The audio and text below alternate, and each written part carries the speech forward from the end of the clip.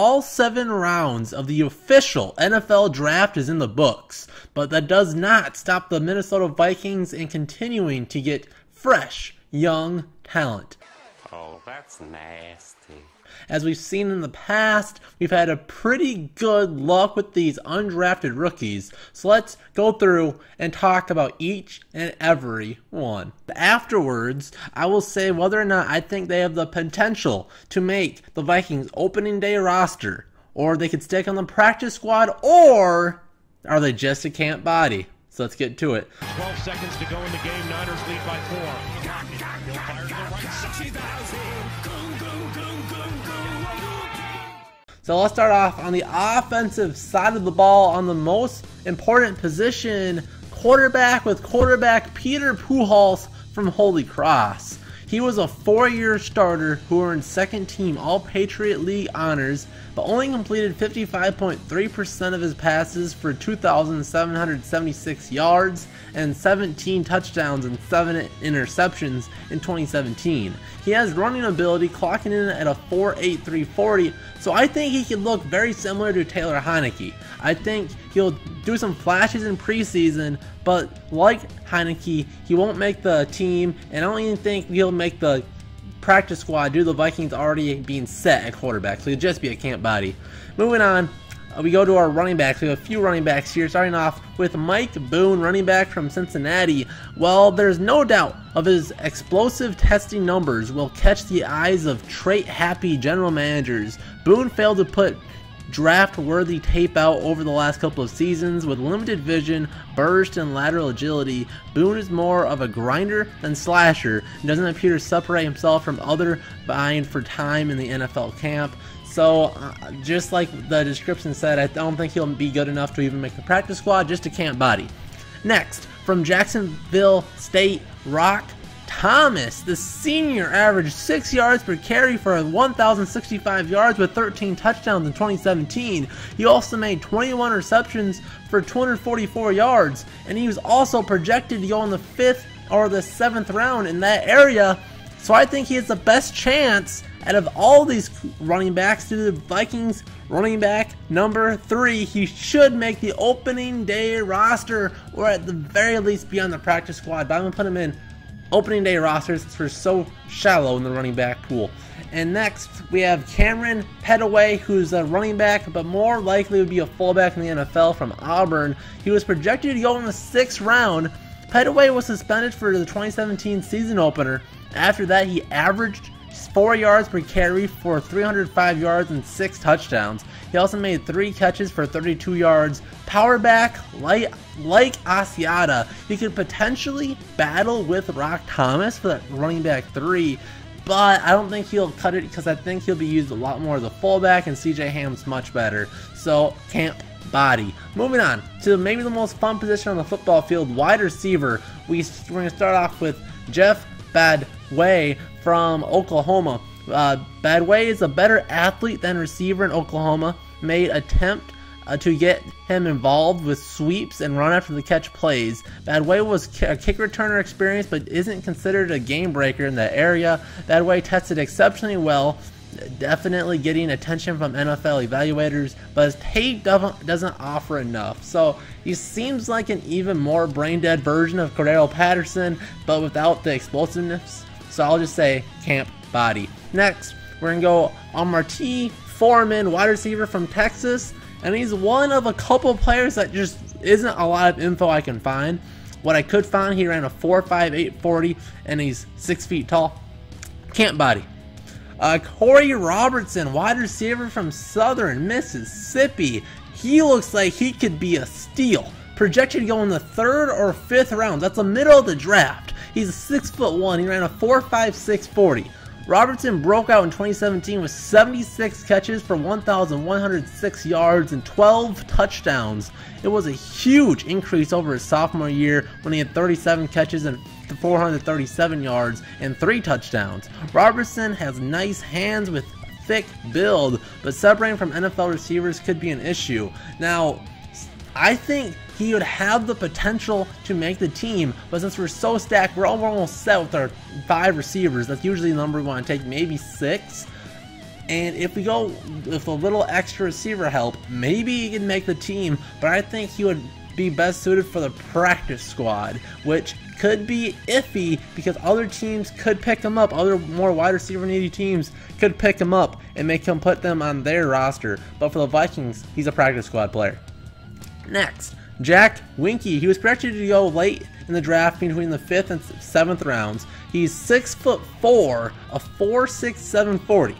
In 2017, he made 65 receptions for 965 yards and 16 touchdowns.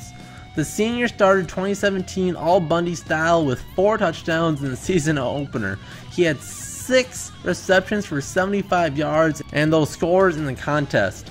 Over his career, Winky dominated the FCS competition. As a junior, he totaled 78 catches for 1,316 yards and 16 touchdowns. Again, I think a very good selection. Could turn into a good red zone specialist receiver, kind of like what Laquan Treadwell was supposed to be. So I think the Vikings are stacked at receiver, like I said, but I think he's another wide receiver that can make the practice squad.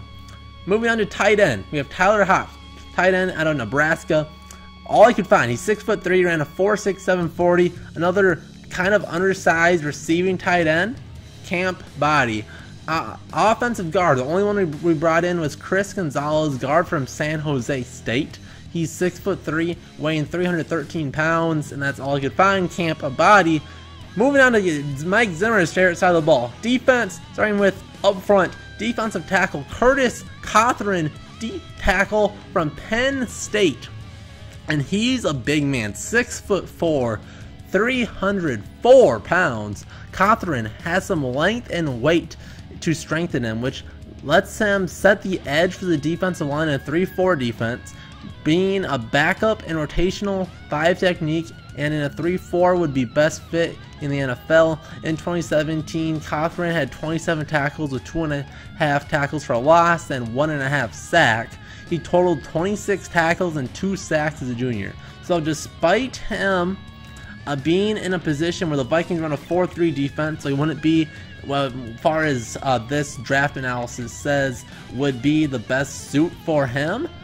I think since the Vikings are so low on defensive tackles, that he had a good chance to make the opening day roster, but I think he'll fall just short and will land on the Vikings practice squad.